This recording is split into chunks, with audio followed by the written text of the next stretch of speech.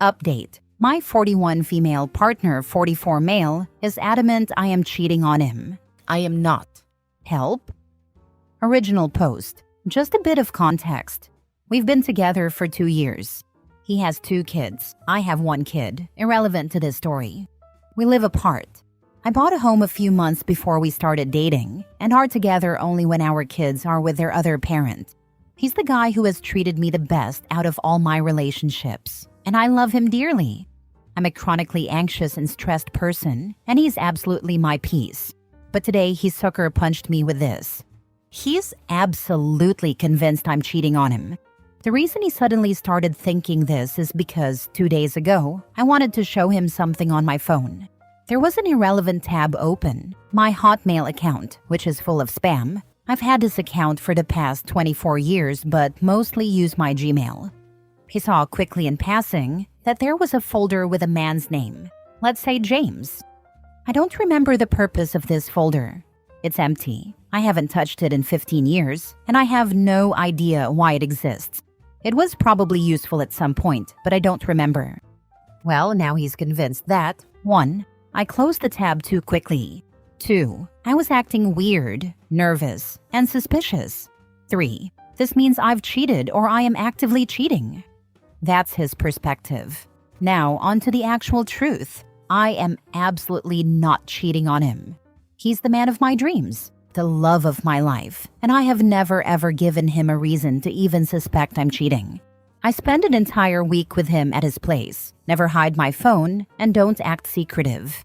When I'm at my house, it means I'm with my kiddo, and my time is 100% devoted to her. I also work a lot. There is not a single second in my life where I would have time to devote to any other person, even through email. I spend my downtime at home being with my kiddo and the cat, watching YouTube videos. I send him a lot of pictures of me chilling with my cat as well, and we have constant communication. I'm very chatty through text.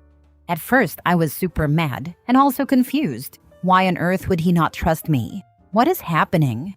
No matter what I say, he insists that I don't make any sense whatsoever, and he's just adding 1 + 1, and to him, the answer is 2. I keep telling him that he's the one not making any sense. We've been going back and forth through text. He doesn't even want to speak over the phone or come over to talk about it. I've sent him numerous screenshots of my email, showing unopened emails that go back more than a year. I've sent screenshots of me typing the keyword James in the email and nothing comes up. I've shown him the completely empty sent folder, which to me is weird. I've sent numerous emails over the years. Why is it empty?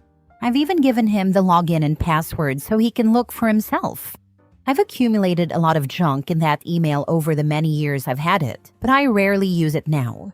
It's just a receptacle for all my Amazon orders, my McDonald's app receipts, and various spam emails. I'm mad that he doesn't trust me. He says he needs time to think. I'm stuck in a loop of angry, confused, and sad. What's going on?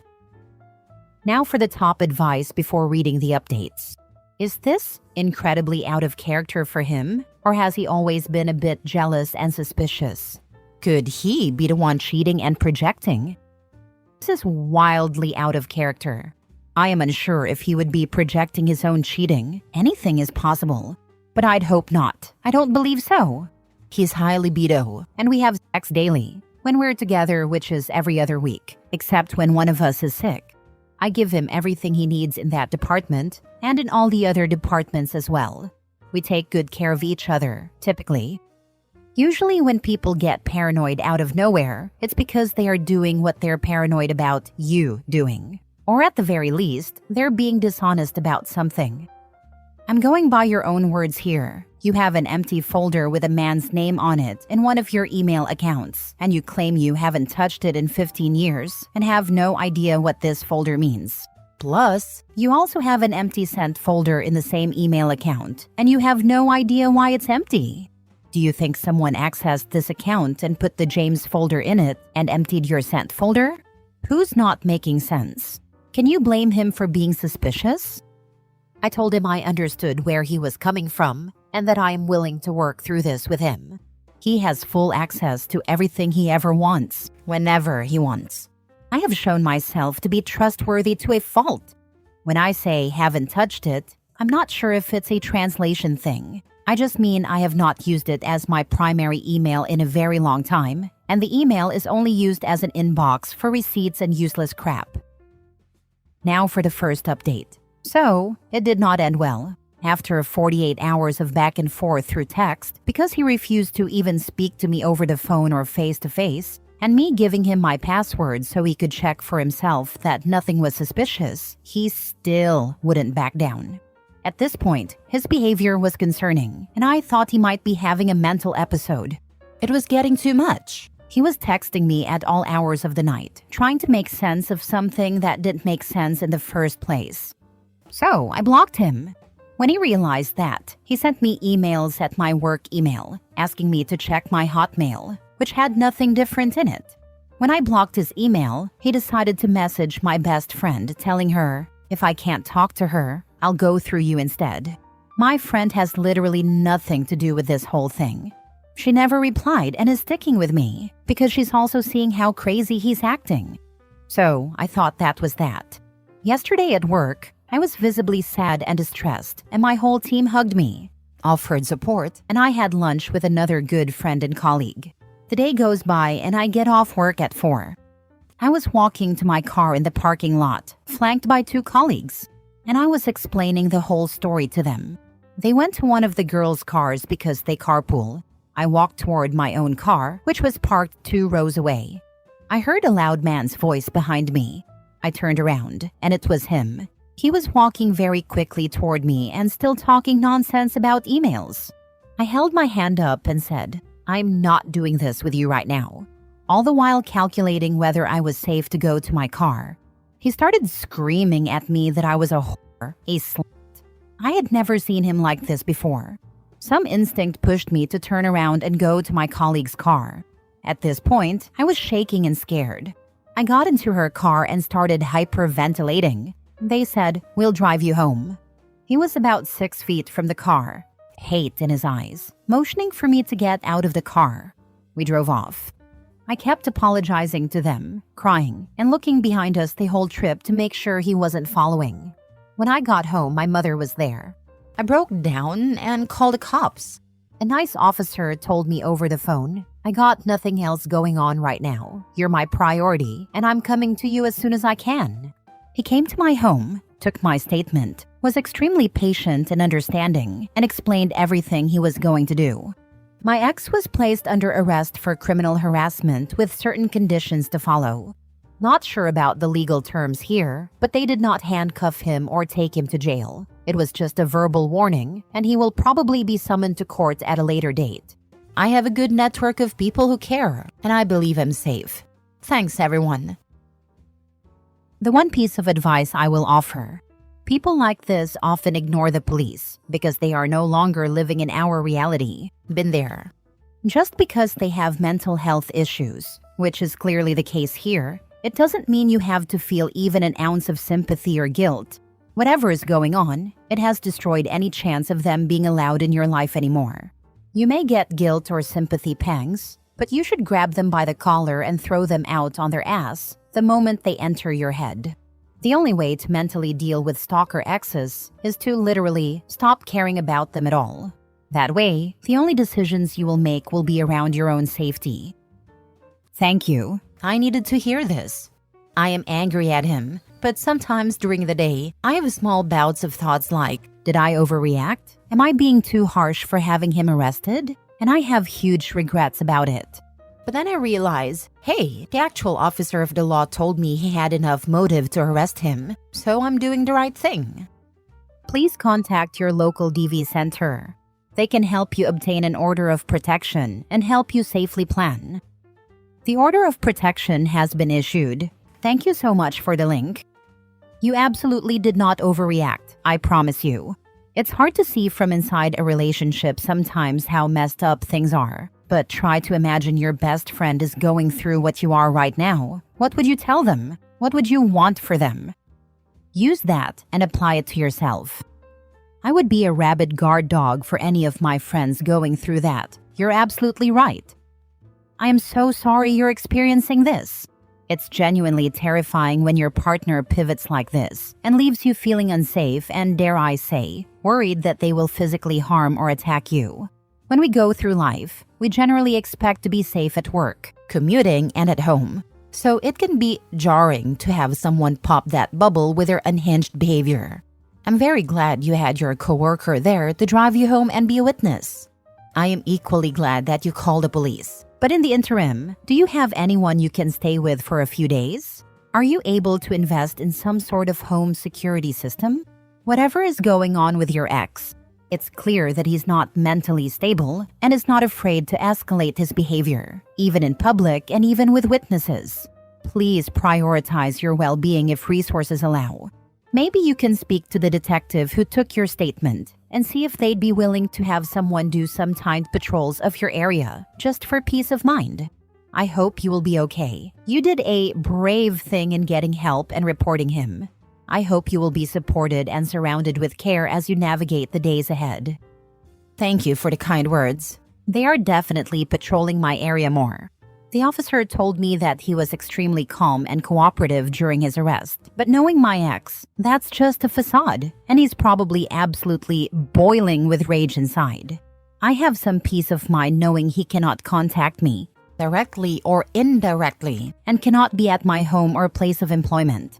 This is a small town, so there's a chance I might bump into him at the pharmacy or grocery store. But there's nothing I can do about that, and the officer just told me to ignore him and go to a different aisle or area in the store. It will take a very long time for me to get through this. I'm a slow healer, but time heals all wounds, does it not? Second update. I just had a 2-hour conversation with his ex, let's call her Jess. Not the mother of his kids, but the girl he dated between their mother and me. A very interesting conversation. She has lived through exactly the same situation as me, minus calling the cops. She told me he was ultra-controlling, physically and verbally abusive to his 2 sons, had a bad drug habit, had an unhealthy/borderline inappropriate relationship with the mother of his children, and was psychologically and sexually abusive toward Jess. She said he used to put her on a pedestal, just like he did with me. I ignored a lot of red flags because I loved him so much. I hope he gets the help he needs. Edit. He's following me. Saw him twice today where he shouldn't have been. I documented that at the police station. They're super nice and understanding, thank God. Last story. Update. Boyfriend 28 male slammed on the brakes so hard that I flew into the locked seatbelt in response to me commenting on his driving. How to address? Original post. My boyfriend of 3.5 years and I were driving down a main road toward a red light. He was accelerating into the red light, so I said, "Why are you accelerating? It's red." In response to this comment, he slammed on the brakes so hard that the car screeched and I was thrown forward. The locked seatbelt caught me. I was not injured by this, but it did scare me. Afterward, when I spoke to him about it, he said I made him really mad with my driving comment, especially since I had told him not to comment on my own driving the day before, and that we should agree not to comment on each other's driving. I don't think that's totally unreasonable, but I also don't think that his act of slamming on the brakes was appropriate. I am concerned that he thinks it was appropriate. How do I address this with him? Now for the top advice before reading the update. Dating is an audition for the rest of your life. You're not locked in here. He proved that his immediate and thoughtless reaction when he's angry with you is to punish you. And who cares if you get hurt? Take this information and use it wisely. And if your car got rear-ended because of his actions, it's your problem, not his. His immediate response to a criticism from you was to physically punish you. He did it deliberately and would do it again. He doesn't see that there's anything wrong with his reaction. Think long and hard about if this is the sort of relationship you want to be in, because you can't change him. He would rather put your life at risk than be wrong. I dated a guy who did stuff like this. If he was angry, he would drive too fast, take curves too tight, slam on the brakes, etc. It was a manual, so it was really easy to jerk around. He did it because he wanted to hurt me and scare me. It became pretty emblematic of how he handled his anger and frustration. He was emotionally immature and never got better. I'm married and had a child with a guy like this. After 5 years of worsening abuse, I managed to get out, but still had to co-parent with him and watch him slowly get more abusive with our son, until X put his hands around son's neck when he was 16 and the courts finally stopped making him spend time there. OP, please find a better man. Now for the first update. Thanks to everyone for your comments. I don't think I can respond to all at this stage, but I'll try and answer some of the questions here. The car is my car. I own it, but let him drive it. I usually push back on letting him drive it at all when I am with him, because I think he doesn't treat the car as well as I would like. The comments from him on my driving are about me driving too slowly or hesitating. I was in a scary car accident a few years ago, and I've been a very nervous and careful driver since then. I had asked him to stop commenting on my driving because I felt like he was nagging me about it all day. The specific instance where I told him to stop was because I was hesitating at a traffic circle and was giving too much space for people to go through ahead of me. The comment that caused him to hit the brakes was my first comment of the car ride. We had literally just gotten in the car, and it was the first light. Still, we had had some tension and arguments that week leading up to it about other things, and I think he was already a little annoyed with me when we got in the car. I won't pretend that I have never made him mad and could have tried harder to avoid that, but I felt that his reaction in slamming the brakes was very extreme. I hear what you all are saying. This confirms what I think I already knew about the brake slamming. It's hard to imagine a situation where that can be seen as reasonable or safe. He has never done anything else physical with me aside from this car incident, though he does have an explosive temper. I've seen him get physical with other things. He punched a hole in our wall once over a video game. And he smacks cars when we are out running, and he sees cars not stopping properly at stop signs. I would say he hasn't lost his temper with me much, but when he has, I found it a bit freaky. Because he adopts a really intense, teeth clenched, fists clenched stance. He has slammed his fist on the table a few times. Again, he has never actually done anything physical to me. Also to clarify, he was not slamming on the brakes because of the red light. We were still about 50 feet from the stop line. It was definitely in response to my comment, and he admitted as much afterward when he explained that he slammed on the brakes because he was mad. I will look into the resources everyone sent and think about this. I am feeling like I need to end it, particularly after reading what everyone has said. Thank you. I appreciate all your thoughts and advice. Second update. Thank you to everyone who commented. It was a little rough being told by literally hundreds of people how bad of a situation this was. I think it was the wake-up call I needed though. I was having a really hard time seeing the situation clearly. I knew his behavior was wrong, but I didn't have the language for what I was experiencing and didn't know what to do. Since this post, I filled in some friends and relatives on the situation. Everyone agreed that his behavior was completely unacceptable. Everyone said he either needed some serious therapy and anger management, or we needed to break up. On Friday, I tried to ask him about the anger issues to see if he might be willing to seek help for it. He was extremely dismissive of it all, told me I was blowing things out of proportion, and even laughed at me when I suggested his aggression was a little scary. That was the last straw for me. Last night I told him I thought we should break up. What followed was an agonizing and painful 2 hours of crying and holding each other. He pleaded with me to stay, promised that he would be better for me, and asked to do therapy. Basically everything I had been wanting to hear from him for months, if not years. I couldn't trust it though. I ended up taking my dog and going to a hotel, where I'll be for a few days while we figure out the logistics of breaking up.